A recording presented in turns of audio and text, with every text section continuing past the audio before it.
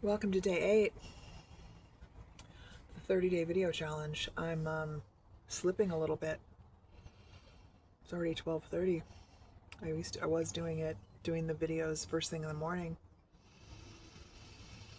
This morning was hectic from out the gate. So, hello. I am going to turn 60 years old in 6 months and 2 days. And so it's the end of my 5th decade on Earth. And I'm just making these YouTube videos. I challenged myself to make a video every day for 30 days. I've done it so far, one day 8. And after the 30 days goes by, I'm going to try for twice a week. I know that's probably not enough, but this is, honestly, I think that this is a chronicle more than anything for my daughter, if she outlives me. I don't have any pictures of myself after the age of like 40. I'm almost 60 now because I hate how I look and hate getting my photo taken. And if I die, when I die, hopefully these videos will be, I don't know, she may or may not like them. I don't know. Anyway, so I'm going to restate my goals because I do have goals for my 6th decade on Earth. The first one is the hardest. It's to cultivate an energy field that causes people to feel grace,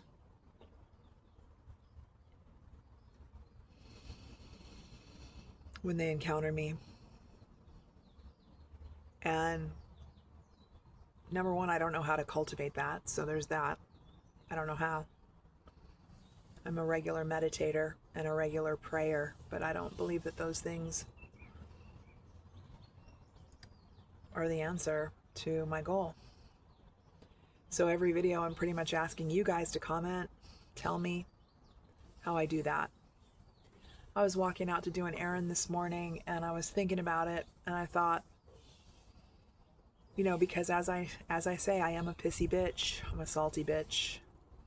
And I have resting bitch face, and I have this attitude with people when they fall short, or when they annoy me, or they don't know, or they're incompetent or whatever.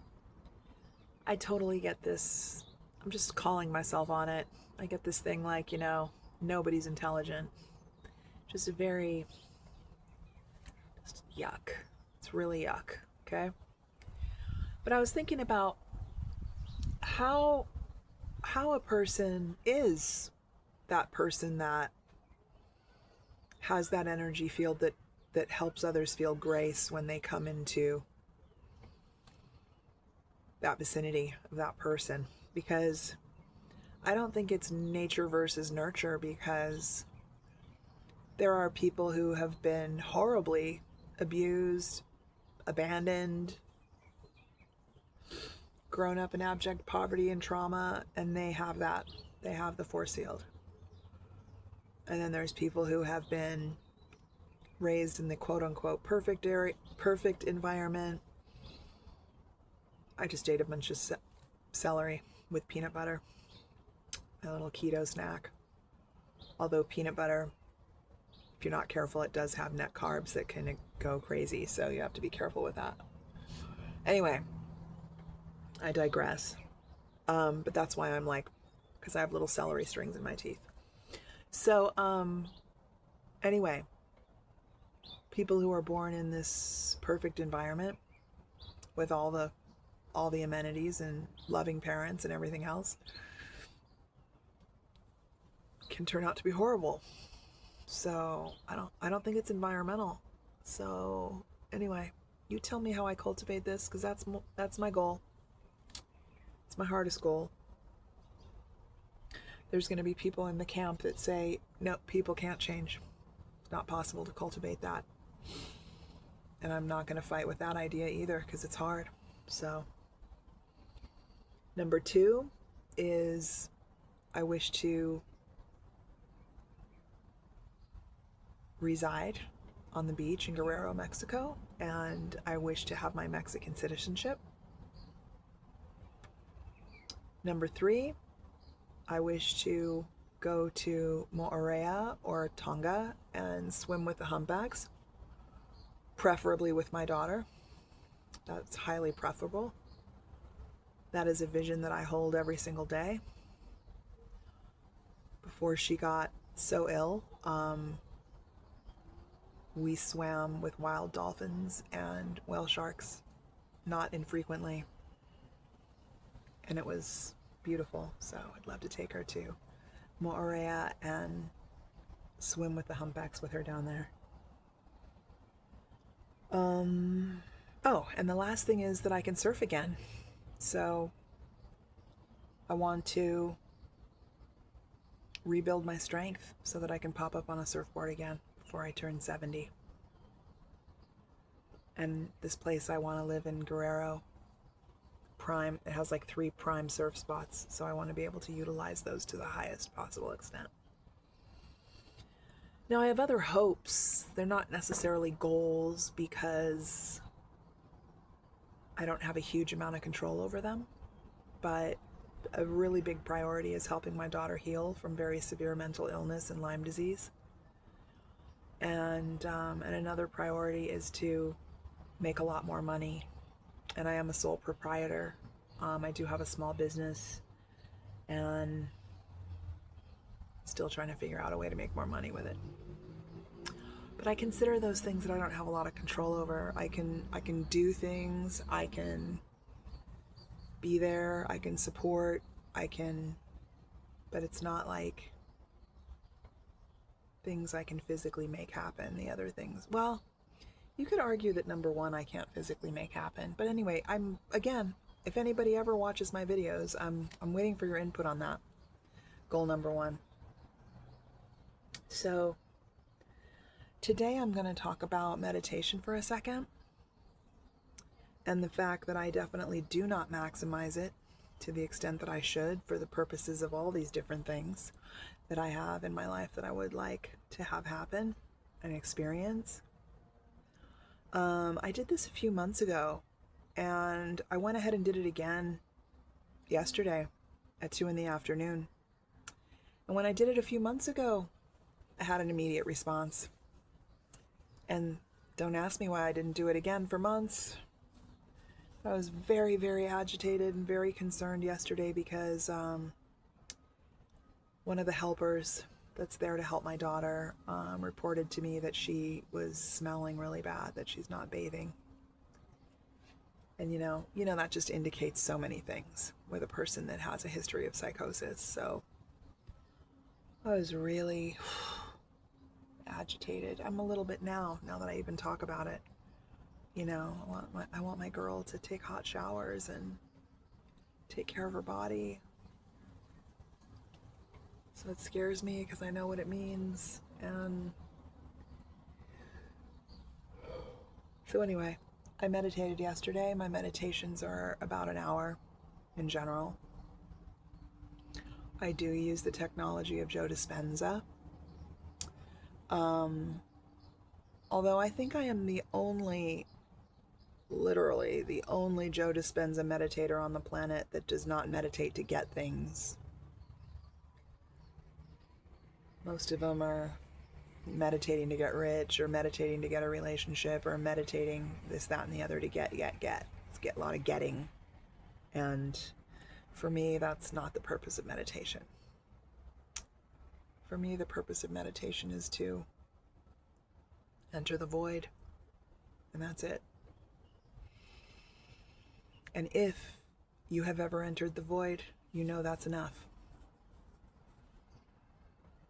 Because it's wildly powerful. So I'm in it for the experience, basically. And so yesterday, I did this again. I did it like 3 months ago, and I did it again yesterday because I was so distraught about her condition again. And so I meditated, and it's I have like 3 meditations I do over and over again. I don't like all of his meditations. Some of them are very difficult to get into. But I have 3 that work consistently. And when I say they work, they help me touch the void. Okay, they don't give me money, they don't give me clothes, they don't give me boyfriends, they don't give me yachts. I'm not looking for a Ferrari. All I want to do is experience the void. That's it. So anyway, I did that yesterday, and it was the second time that when I went into the meditation, I engaged my higher self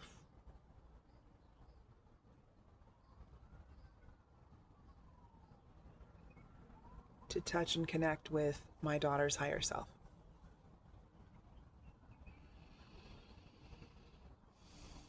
And it worked. I know when it's working instantly, and I know when it's not working instantly, so it worked. It worked the whole hour. So we were in contact. And that contact is just love. That's all. Love. Wanted her to know how much she is dearly, dearly loved and cherished, and want her to touch the void. Because, as I have said before, the void is that indifferent love. It's very indifferent. But it is it's very pervasive, it's very pervading, it's very totalitarian. It's like nothing but love. And when you enter that energy field, that's how those folks with Joe Dispenza heal. So it's because of the void. So anyway, we were together in the void, or at least in contact with the void together, for about an hour yesterday, and then I went on about my business. And she never calls me unless it's screaming or a 1-minute tirade of abuse. So I get a phone call, if I'm lucky, maybe once every 1 to 2 weeks, and it's usually screaming and abuse. So anyway, I did the meditation. I did the higher self meditation. I was with her for an hour in meditation yesterday. And this morning, she called. And of course I answer. And she started with the abuse. We had 10 minutes of abuse. She doesn't feel I'm doing anything for her. The medical things that I'm giving her are not good enough. I'm also a psychotic bitch, and I need to burn in hell and die, and all of those things. And so, I went on with that for about 10 minutes, and then we had a 16-minute long calm conversation. 16 minutes. Bro, that is unheard of. And we talked about medical, and I talked to her a lot about smoking pot when she has a history of a long extended psychotic break in 2019. And the science is settled that smoking marijuana when you've had a psychotic break in the past provides a hugely elevated probability of going into a permanent psychotic state. So anyway, we talked calmly for 16 minutes. When the phone ended, I looked at my WhatsApp and I was like, wow, that was a 26-minute phone call. Unheard of. Absolutely unheard of. 16 straight minutes with no abuse. Conversation going back and forth. Information being exchanged. Calm tone of voice. So, we have these tools, we have these channels at our disposal. I should say, I have them at my disposal. And, the same thing happened 3 months ago. And I just didn't do it again. This is something I can do every day. I can go with her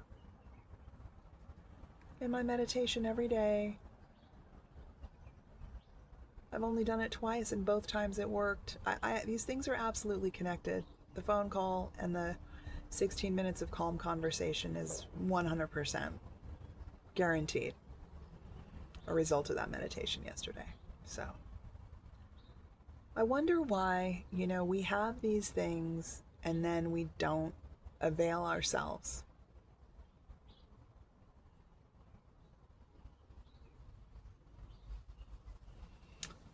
My darling daughter, if you're watching this sometime down the road and I'm not here anymore, I absolutely love you and adore you. Every single part of you. I am so sorry for all the ways I've let you down and I've failed as a mother and as a friend. I'll endeavor every day until I die to do better. And all I want is to see you healthy and happy and safe before I die. But I just want you to know, man, you are cherished beyond imagining. There was one reason I came to this planet, and it's you. And you are a divine teacher. And you are absolutely nothing but pure beauty. And I just love you so much. It's kind of stupid to say I love you because the words don't cover it. Know that if I am gone, I'm still right with you. I'm never going to leave your side. I will be with you for eternity. I will never be away from you. And I love you. I adore you, my beautiful girl. Your beauty is unsurpassed, and you are the most beautiful gift.